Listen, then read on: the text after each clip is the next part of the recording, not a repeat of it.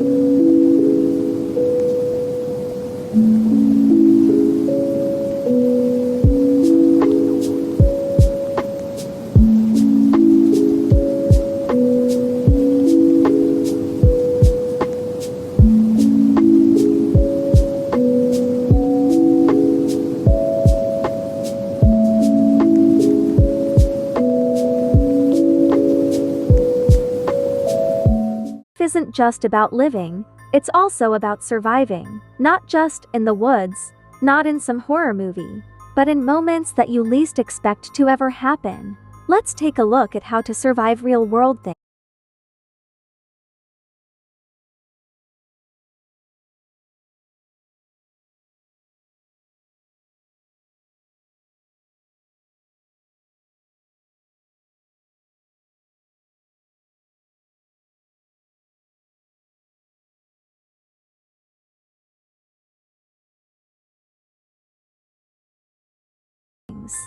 Hi Winter, don't mind me as a boy, but I have been watching your videos forever. Oh my god, whenever I go on YouTube, like 5 of your videos pop up on my face. And I watch all of them, lol. If you want to shout out,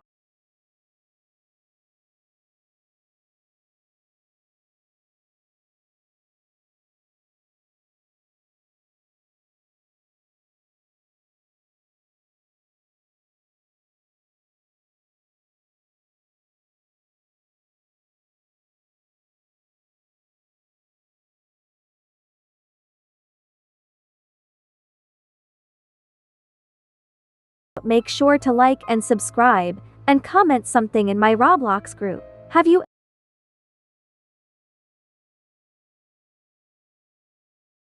ever wondered what you would do if you ever got lost in the woods? The chances of you getting lost is not high, but it's always good to know what to do, just in case it happens, especially if you camp a lot with your family. If you ever get lost in the woods, these 5 things could save your life. Step 1, stop moving. The worst thing you can do is walk around. Rescuers check where you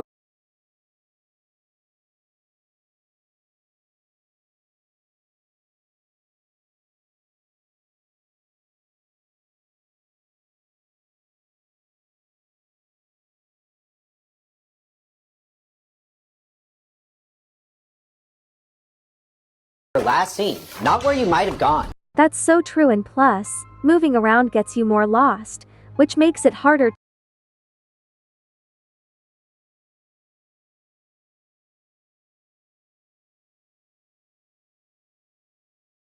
get back to where you want to be. So I just sit here? Nope. Step 2, while staying in the same area, try to find water. You can survive 3 weeks without food.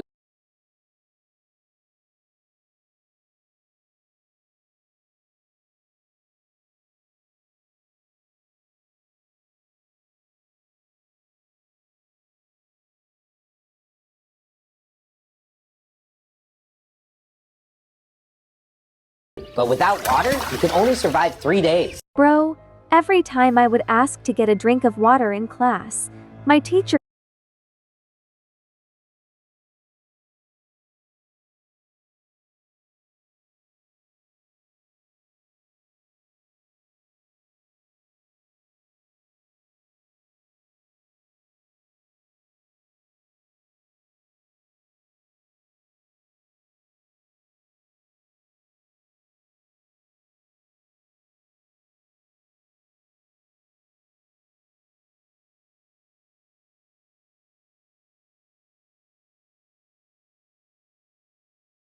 used to tell me, you can survive 3 days without water, you'll be fine.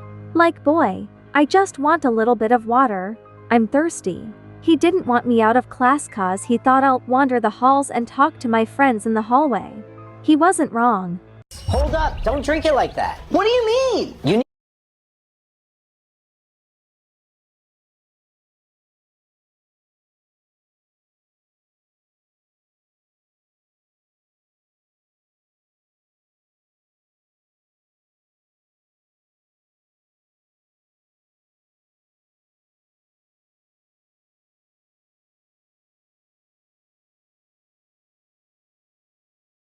to filter it first. To do that, fold your shirt 4 times, then pour the water through it. It will then filter out dirt, bugs, and any other debris.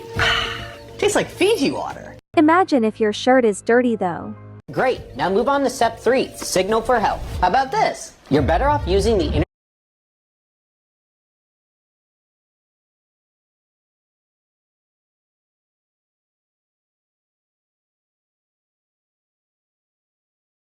International SOS rule, which is that 3 of anything signals that you need help. It could be 3 flashlight flashes, 3 whistles, or even 3 fires. I need to learn how to whistle. It can actually save my life in so many scenarios.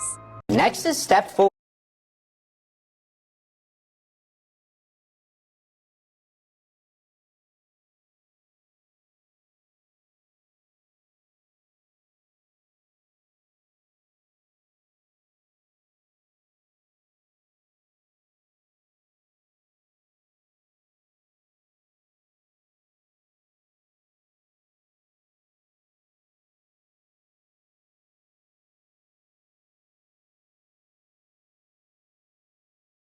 Build shelter by using whatever nature gives you. Overhangs, bushes, branches, layer it and keep it dry underneath. Nature hates me. Step 5, build a fire. Come on, survival shows make this look easy. It's not about brute force, it's about technique. First, build a tinder bundle. Dry leaves, bark, anything that catches fast. Then you need 2 sticks. One is your spindle, the other as a base. Cut a notch into the fireboard to catch the ember. Now roll the spindle between your palms.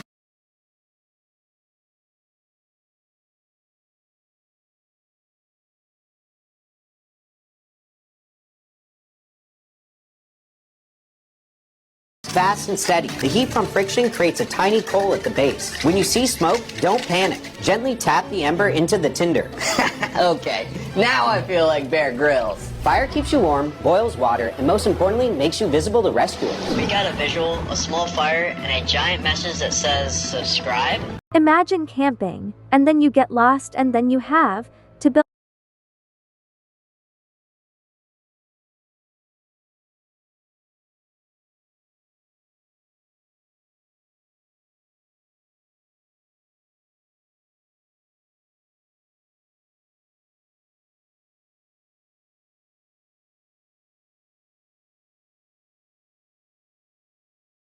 another campsite and fire all over again. Honestly, I don't think I'll ever get lost in the woods cause I don't like walking from my campsite, and I always keep my phone with me. My phone never leaves my sight. I sleep, eat and shower with it. Haha!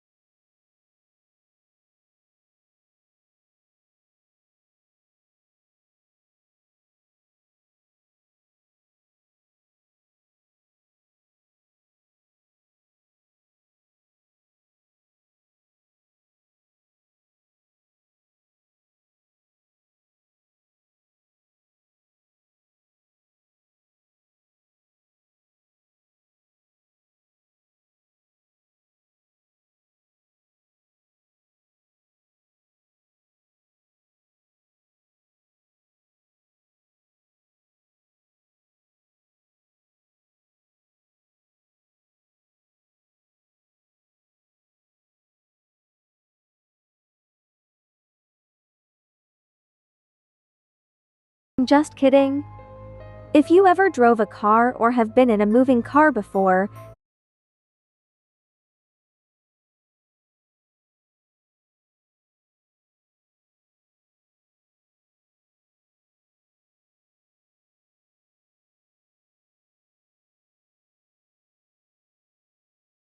then you need to know about this. Here's the only way to survive when you're stuck in a sinking vehicle. As soon as your vehicle makes contact with the water, undo your seatbelt and roll down the window as fast as you can. Once you've done that, immediately get out through the window before your vehicle is fully underwater. I feel like if this was to ever happen, my body would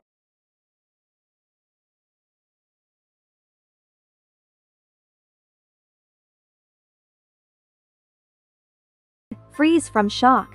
I'll probably feel like 50 emotions all at once and wouldn't even think properly. I wonder why you can't open the car doors while your car is sinking.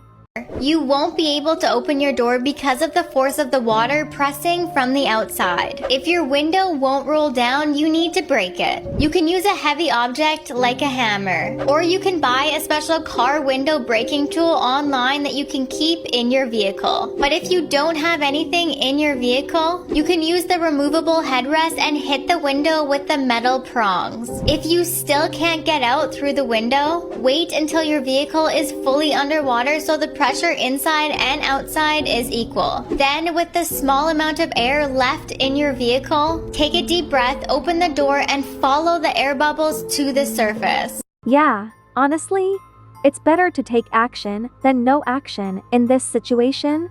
If your brain freezes and you can't think straight, it's better to just do anything than trying to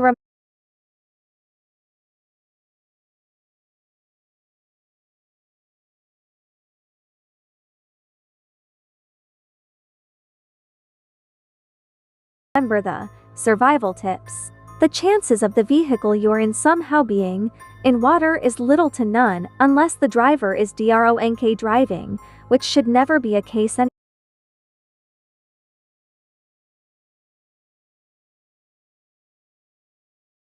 anyway. I've always wanted to go on a cruise, but my parents won't ever take me cause they've watched a lot of movies that involve boats easily sinking. The chance of that happening in real time is not very common. But if you ever want to go on a cruise, don't worry about it sinking. You should worry about possibly getting seasick. You never know if you're a seasick person until you actually get on the sea.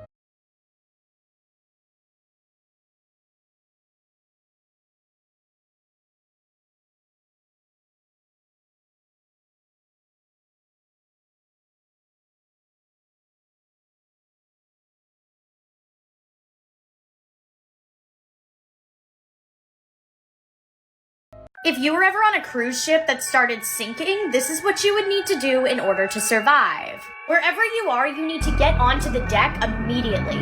This is because the water will slowly be filling up from the inside and going towards the top. Whatever you do, do not jump off of a cruise ship. Take the propeller guy from Titanic as an example. These things are huge. And if you land incorrectly or hit something on your way down, you will go unconscious and drown. There will be enough life vests for everybody on board, but there won't be enough lifeboats. So go to a lifeboat. And if you can't get to one, this is what you need to do. Eventually, the ship is going to be at a tipping point and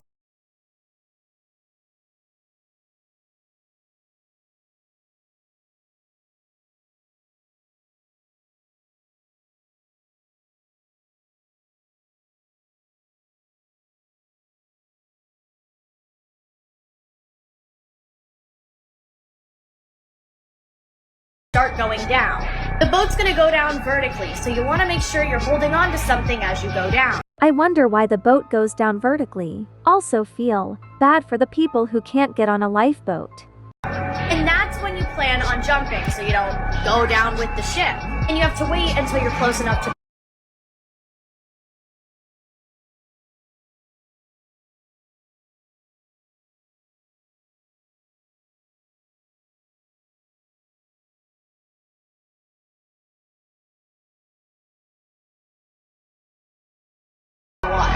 Hopefully none of us will ever be in this position. According to my research, what they did in the Titanic movie, like what Jack and Rose did, was actually like could save you. If you like my content, follow my TikTok, Instagram, and YouTube for more. It really helps when you interact. Jack and Rose were lovers in the Titanic movie. Here's how they survived the sinking boat. Cal's valet handcuffed Jack to a pipe in a flooding cabin. Rose fought her way back through rising water to free him with an axe. They tried to reach the lifeboats, but Cal manipulated Rose, trying to separate her from Jack. Rose refused to leave Jack behind.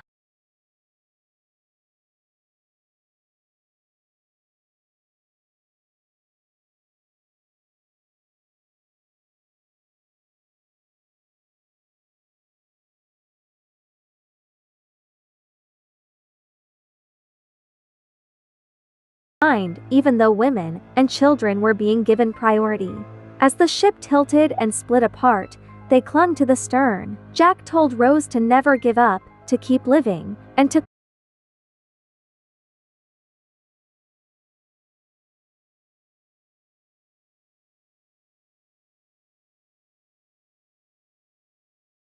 promise she wouldn't let go of life. After the ship sank, they ended up in the freezing Atlantic. Jack got Rose onto a floating piece of debris, but it couldn't hold both of them. He stayed in the water, eventually, oofing, while she survived. Dang! I feel bad, that's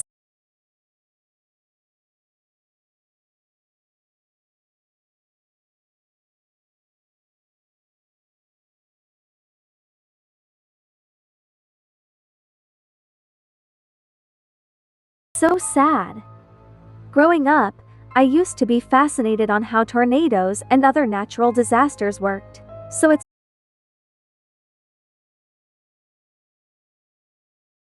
probably good that I know how to survive one. How do you actually survive a tornado?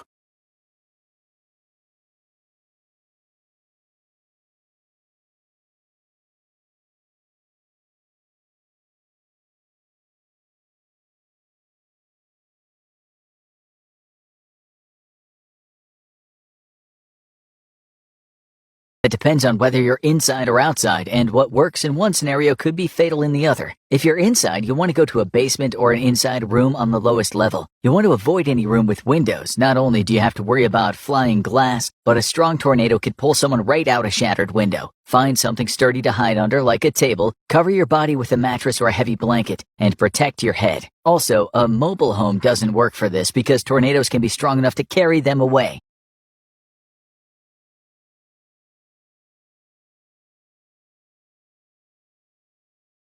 When the house flew away, it reminded me of the 3 pigs that built their house from straw, sticks, and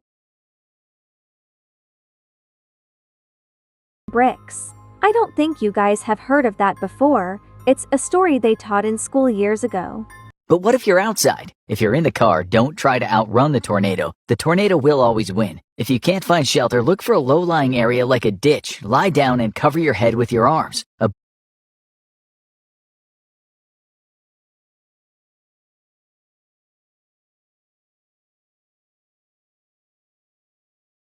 Above all else, make sure you're not near any trees. No matter how sturdy they look, a powerful tornado can fell them like matchsticks. Inside is much safer, so keep an eye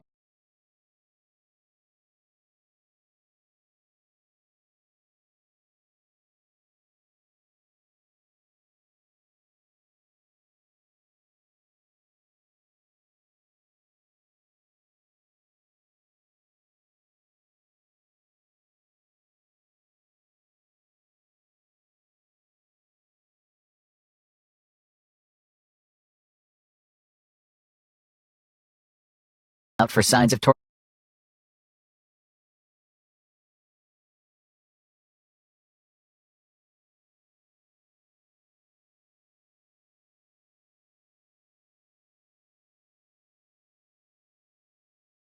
tornadoes, like large clouds of debris, a dark or greenish sky, a loud roaring sound, and of course, that telltale funnel cloud.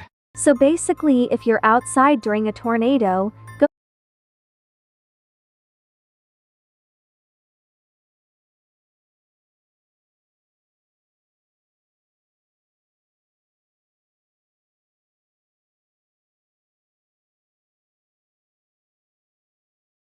go to the nearest building. And if you're in a car, you're cooked. Well, kind of, he said, if you try to outrun the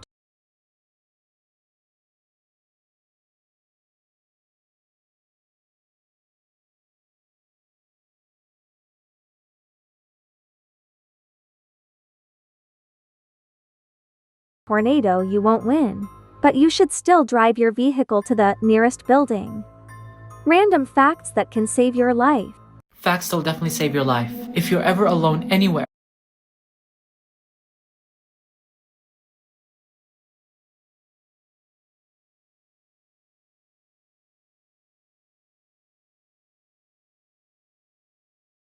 and you start choking, but there's no one around to help, do not run for the nearest help. Instead, perform the Heimlich maneuver yourself. If you are ever choking, you must know where to hit. Here, from the belly button, fist up. This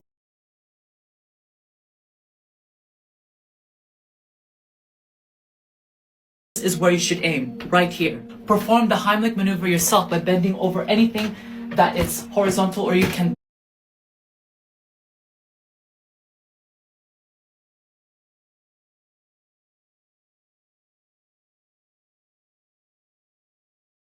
thrust your abdomen to. Remember, aim. Off topic, but his clothes and house remind me of the 1900s. And his waist looks snatched. For the abdomen. Anything like a countertop table or a chair. What you do is you thrust your abdomen like that and keep performing it until whatever is choking gets out of your esophagus. This can save your life. But what, I'm somewhere and there is no chair to help me hit my stomach. I guess I gotta hit my stomach really hard with my fist. Yeah, I'm not doing that. I'm just a girl and I can hurt myself by doing that too. But anyways, let me know if you want a part 2. Bye bye, my winters.